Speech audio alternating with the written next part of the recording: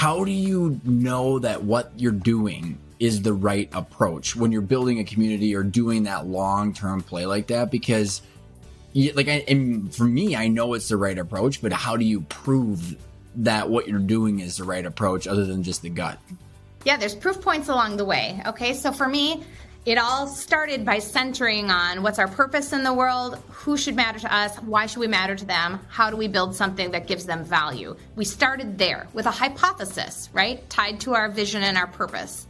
Then we started implementing on our hypothesis and started beta testing this program month over month. We committed, right? Like a commitment mindset. Like this is not an experiment, it's a commitment. So we put out the dates, right? Month over month. And then inside of that commitment, we're looking for feedback loops, real time. We want to be agile and adaptive. We want to lean into the opportunity and back away from anything that doesn't serve this community. So that happens in a couple ways. I ask all the time, like my inbox is open, my phone's open. I want to hear what's working, what's valuable to you. We do a real-time survey at the end of every single meeting. And to date, 100% of those surveyed say they're coming back again. That is a powerful indication that we're on the right track and we're doing something right, and we need to lean in more on that, right? We've brought on supporting partners as sponsors to help offset the costs, and because sponsors see value in connecting their brand to this community, we know there's value, right? Like all these proof points along the way, and now we're 18 months in, and I can look at my pipeline of opportunities that I'm actively working on right now, and a huge percent of them are connected to this integrator community, not directly in a straight line way where you could look at my database and see the attribution.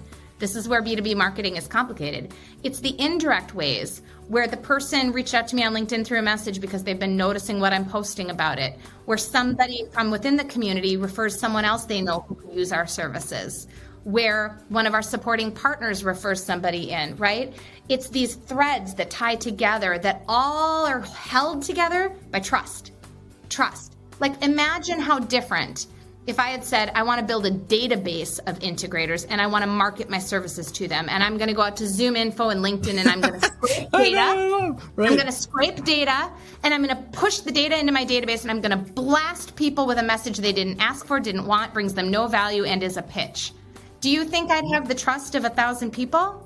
No way. No, you get 10. It's a complete numbers game. Like you said, make your brand suck faster. And it's like, yes. And it's so interesting because I think that, following the EOS, because, you and I both talk a lot about that, is like, you got the visionary salespeople that normally think in bubbles and charge versus like my old business is built on rows and columns with the finance. Yeah. But like, for me, like I can go like, well, because I got like, and as I track our customer database, and I'm giving my example, so all the listeners listening, hopefully that you can pull your own experience out of this. Is my database out of my customers, how did they get into this? Well, I like actually built like multiple columns in the CRM saying, okay, well, I know this was the first contact, but then I know they were nurtured by the podcast. Or like, it's so hard because it's not a linear engagement, like you said, and it's like, well, I know that the reason, like I talked to this guy today, he knows this guy who knows that guy who saw me at this one thing that was on purpose. Like, so I kind of expected this conversation,